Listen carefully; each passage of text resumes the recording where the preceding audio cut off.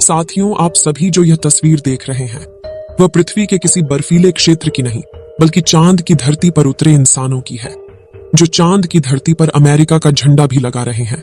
दोस्तों, 54 साल पहले अपोलो मिशन की लॉन्चिंग ने भी हर किसी को अचंभे में डाल दिया था।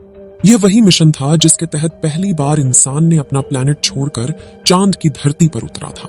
अपोलो मिशन में commander Neil Armstrong, commandant module pilot Michael Collins और lunar module pilot Buzz Aldrin शामिल थे, जो एडवेंचरस सफर की शुरुआत में तो बहुत ही ज्यादा एक्साइटेड थे, लेकिन चांद पर कदम रखने से मात्र चंद मिनट पहले उनके साथ कुछ ऐसा हुआ कि धरती पर मौजूद नासा मिशन कंट्रोल सेंटर के सभी वैज्ञानिक सदमे में आ गए। यहां तक कि इन एस्ट्रोनॉट्स को लगने लगा था कि अब पृथ्वी पर कभी लौट ही नहीं पाएंगे। तो आखिर चांद की सतह पर क्या हुआ था उनके साथ? उन्हें किन किन मुसीबतों का सामना करना पड़ा और क्यों उम्मीद खो देने के बाद भी ये धरती पर सही सलामत वापस आ सके? दोस्तों, वो दिन था 16 जुलाई 1969, जिस दिन अपोलो 11 लॉन्चिंग के लिए बिल्कुल तैयार था और एस्ट्रोनॉट्स भी अपनी तैयारियां पूरी कर चुके थे। पूरी साइंटिस्ट टीम बहुत ही ज्यादा एक्साइटेड थी। लॉन्चिंग प्लेस में काफी भीड़ भाड़ थी।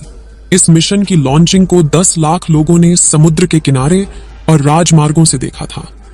वहीं घरों और ऑफिसों में मौजूद 7 करोड़ लोग अपने कामों को साइड करके लाइव प्रसारण के जरिए इस ऐतिहासिक मोमेंट का गवाह बन रहे थे। ऐसे में यूएस प्रेसिडेंट विजार्ड निक्सन भी वहां पीछे रहने वाले नहीं थे।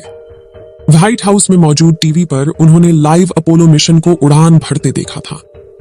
कई साल की मेहनत और रिसर्च के बाद नासा ने वह कर दिखाया था जिसके बारे में हम अपने बचपन की कहानी में सुना करते थे।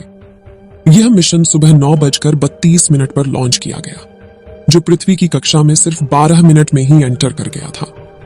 इसके बाद पृथ्वी की परिक्रमा पूरी करते ही SIVV थर्ड स्टेज रॉकेट ने उसे चांद के पथ पर अग्रसर कर दिया।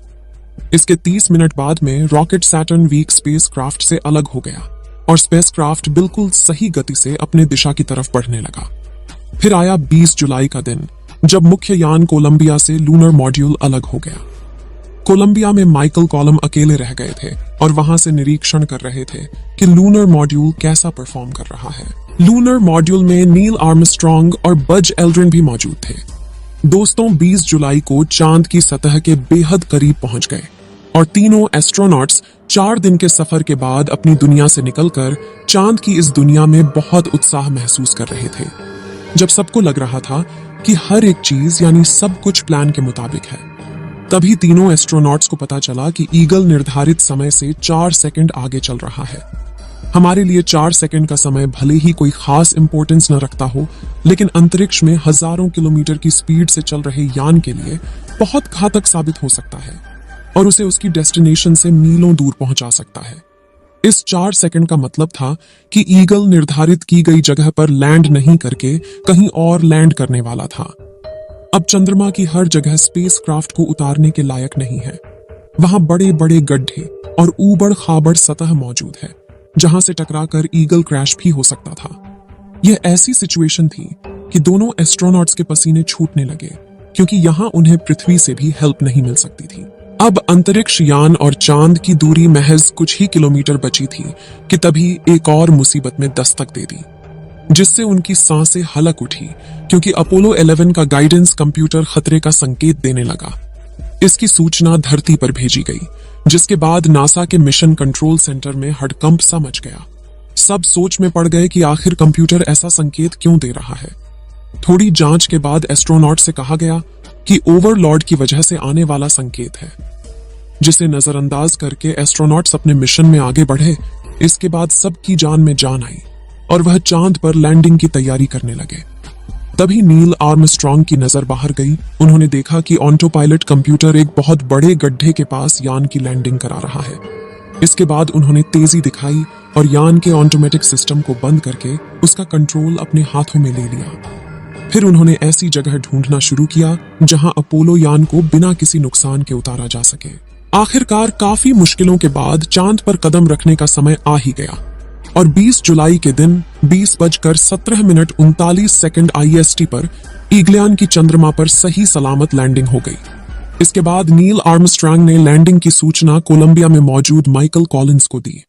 अपोलो यान के चांद पर लैंडिंग के 6 घंटे बाद यानी 21 जुलाई को नील आर्मस्ट्रांग ने चंद्रमा की सतह पर अपना पहला कदम रखा, जिसकी तस्वीर शेयर कर उन्होंने कहा कि यह इंसान का एक छोटा सा कदम है, लेकिन इंसानियत के लिए एक बहुत बड़ी छलांग है। इसके बाद दोनों एस्ट्रोनॉट्स ने 3 घंटे तक चांद की सतह पर अलग अलग एंगल से तस्वीरें निकाली।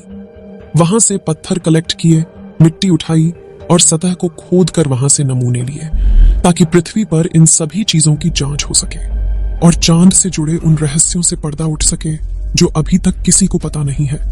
नील आर्मस्ट्रांग ने अपने यान ईगल की तस्वीरें भी ली थीं, ताकि उसकी लैंडिंग के बाद की स्थिति के बारे में जांच की जा सके। कैमरे से चारों तरफ रिकॉर्डिंग की गई।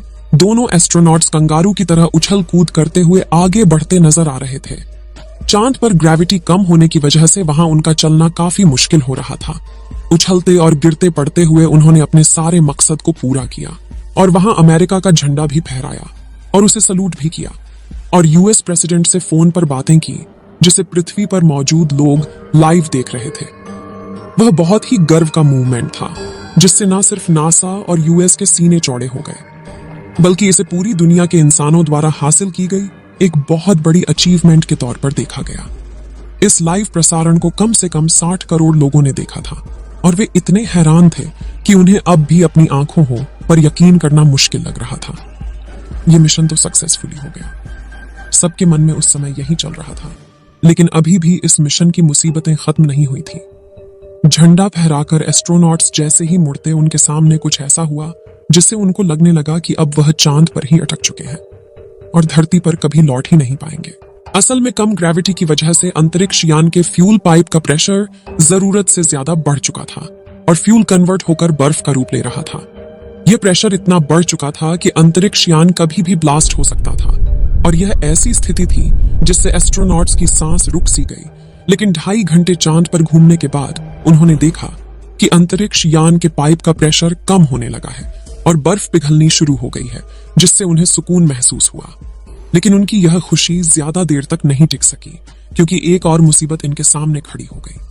असल में अंतरिक्ष यान के दाहिनी ओर एक स्विच टूटकर नीचे गिर गया था, जिसकी वजह से शॉर्ट सर्किट होने लगा और उस हिस्से की पावर कट हो गई। काफी ढूंढने के बाद एडविन के हाथ स्विच तो आ चुका था, लेकिन उसे ठीक करना एक बड़ा चैलेंज था।